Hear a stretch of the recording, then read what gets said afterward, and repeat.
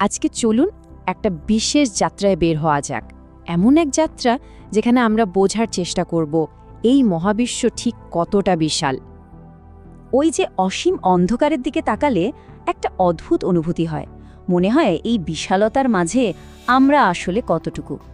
আজ আমরা সেই বিশালতাকেই একটু ছুঁয়ে দেখব। আমরা একদম ধাপে ধাপে এগিয়ে যাব আর দেখব আমাদের কল্পনাও শায়দ এই মহাবিশ্বের বিশালতাকে ছুঁতে পারে না। তো আর দেরি কেন, চলুন শুরু করা যাক এই অবিশ্বাস্য যাত্রা। আচ্ছা, তো আমাদের এই যাত্রা শুরুটা হবে একদম আমাদের চেনা জায়গা থেকে, আমাদের সৌরজগৎ, মানে নিজেদের বাড়ির উঠান থেকে। এখান থেকেই আমরা বিশালতার প্রথম ধারণাটা পাব। তো প্রথমে চলুন আমাদের নিজেদের বাড়ি এই পৃথিবীকে তুলনা করি সৌরজগতের সবচেয়ে বড় সদস্য বৃহস্পতির সাথে। দুটোই তো গ্রহ, তাই না? কিন্তু এদের আকারের পার্থক্য শুনলে অবাক হতে হয়। কতটা বড়, তাই তো?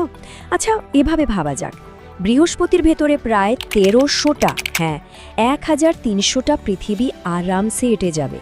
ভাবা যায় ব্যাপারটা? ওকে, তাহলে বৃহস্পতি যে বিশাল, এটা নিয়ে তো কোনো সন্দেহ নেই। কিন্তু জানেন, এই বিশাল গ্রহটাও আমাদের সূর্যের কাছে কিছুই না, একেবারে শিশুর মতো। চলুন এবার দেখি সূর্য আসলে কতটা বড়। আমাদের সূর্য এতটাই বিশাল যে এর ভেতরে বৃহস্পতির মতো প্রায় ১০০০টা গ্রহ এঁটে যাবে।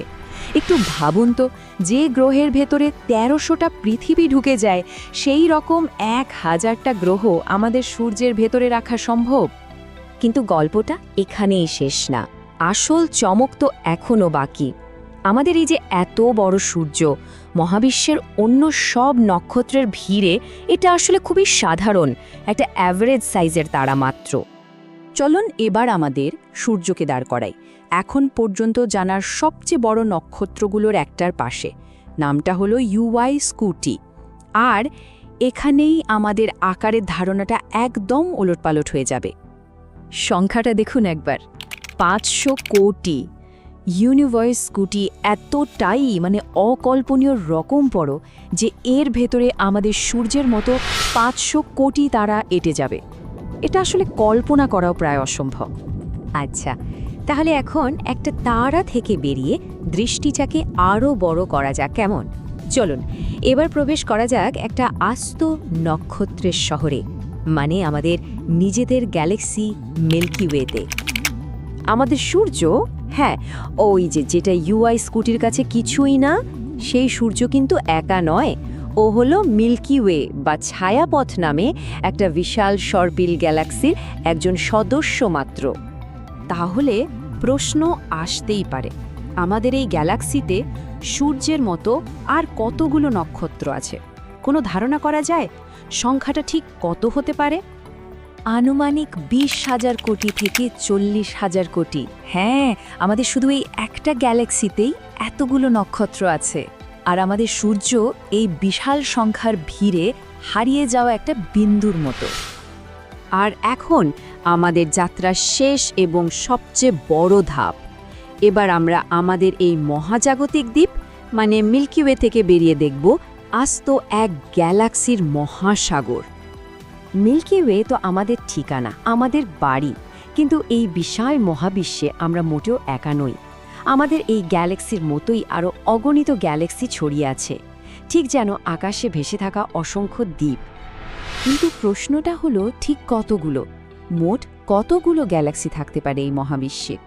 এটাই সম্ভবত সবচেয়ে বড় প্রশ্ন। ২ লক্ষ কোটি, অথবা বলা যায় ২ ট্রিলিয়ন। আমাদের জানা মহাবিশ্বে আনুমানিক এতগুলো গ্যালাক্সি আছে।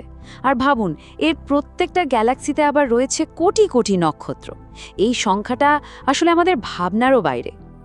এই যে এত বিশালতার একটা চিত্র আমরা দেখলাম, এর মুখোমুখি দাঁড়িয়ে চলুন এবার একটু বাস্তবতার জগৎ থেকে বেরিয়ে একটা অন্যরকম ভাবনা ভাবি। সত্যি বলতে, এই পুরো বিশালতাকে যখন একবারে বোঝার চেষ্টা করা হয়, তখন ভেতর থেকে একটাই কথা বেরিয়ে আসে, এটা অসম্ভব। মানুষের মস্তিষ্কের পক্ষে এই ব্যাপ্তিটা পুরোপুরি ধারণ করা সম্ভবই না। এই অবিশ্বাস্য বিশালতাকে জানার পর শেষ পর্যন্ত একটাই প্রশ্ন এসে দাঁড়ায়, যদি এইটাই হয় সৃষ্টির আকার, তাহলে যিনি এই সৃষ্টিকে তৈরি করেছেন সেই স্রষ্টা নিজে কতটা বিশাল আর মহান।